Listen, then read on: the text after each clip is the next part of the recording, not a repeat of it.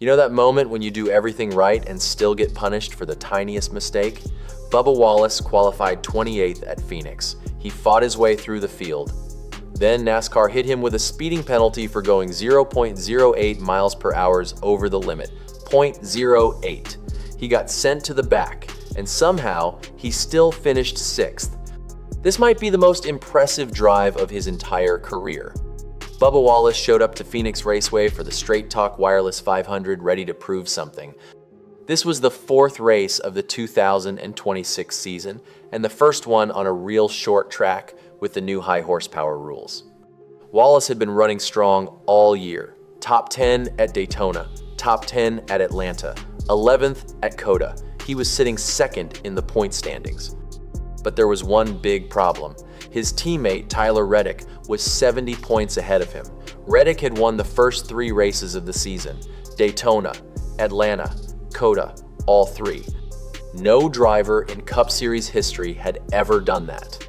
If you like this kind of NASCAR breakdown, hit that like button and subscribe. We're covering all the wild moments this season brings. All the attention was on Reddick. Wallace was getting lost in the shadows. Before Phoenix, a reporter asked Wallace what the difference was between him and Reddick this year. His answer was classic Bubba: luck. He's got Jimmy Johnson's horseshoe up his ass.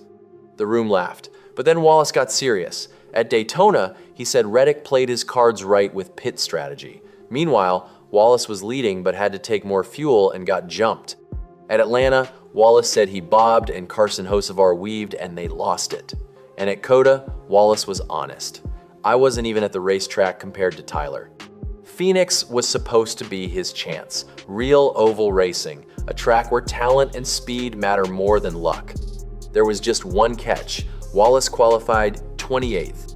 Starting near the back at a 1-mile short track is brutal, but Wallace ran the most practice laps of anyone, 41 laps, tied with Christopher Bell.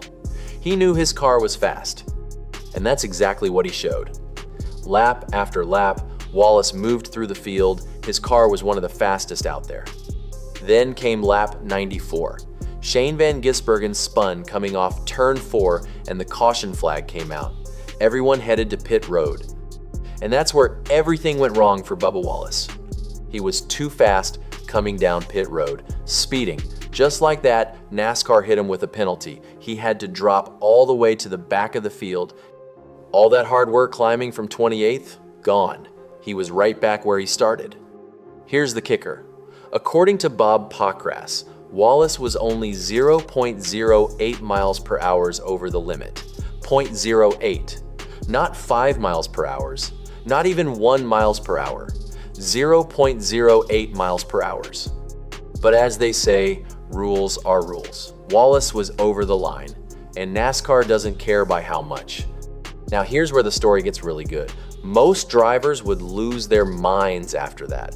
Wallace has a history with penalties, but in 2026, he's different.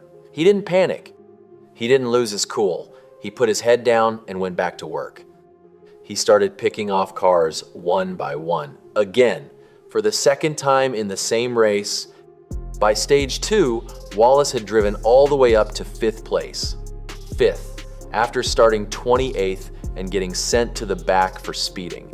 That's insane. Then stage 3 started and Wallace was flying. He moved up to 2nd place early on. For a moment, it looked like he might actually challenge for the win. But then disaster struck again. Ross Chastain got loose in the dogleg after contact with Joey Logano. He spun across the track and collected Wallace and Austin Cindric in the wreck. Wallace's car took damage. The left side was banged up. Even with a damaged car, Wallace held on. He finished 6th, a career best finish at Phoenix Raceway. Ryan Blaney ended up winning the race, passing Christopher Bell late. But the real story of the day was Wallace starting 28th, getting a speeding penalty, fighting through the field twice, surviving a wreck, and still finishing 6th. That's the kind of race that turns heads. Wallace wasn't the only driver hit with a speeding penalty at Phoenix. According to reports, there were 8 total speeding penalties during the race. Kyle Busch got caught, Kyle Larson got caught. Wallace was just in bad company. But none of those drivers had the weirdest penalty of the day.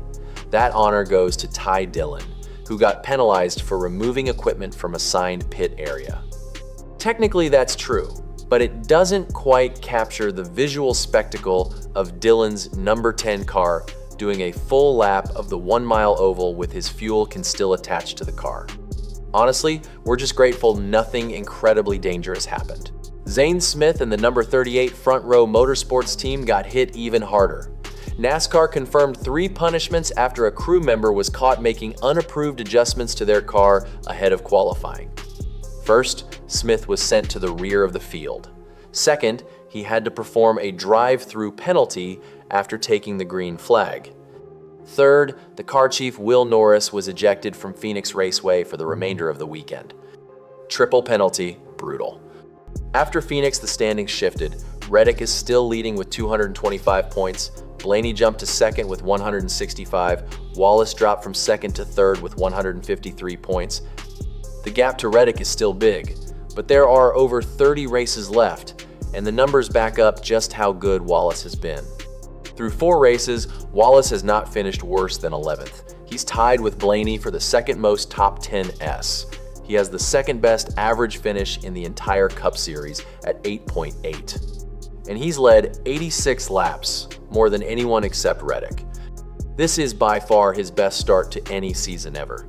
Kyle Larson finished third at Phoenix but was clearly unhappy. Speaking on pit road after the race, he said his car ran like S times all day. He pointed out that Hendrick Motorsports as a collective need to run better at Phoenix. Was not expecting that with how bad we were. It's rewarding to run like S times all day and finish third, but I would love to come here and control our own destiny and lead laps, get stage points, all that sort of stuff. Larson said Hendrick has always struggled at Phoenix. We're always really bad here, we just were worse today. Performance-wise, that's not where we should be running.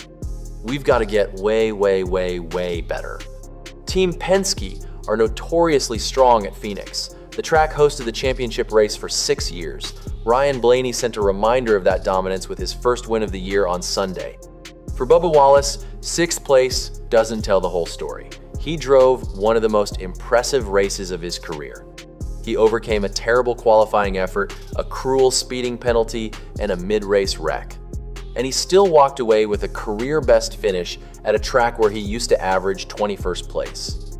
That's growth, that's maturity, that's exactly what 23XI Racing needs from him if they want to challenge for a championship.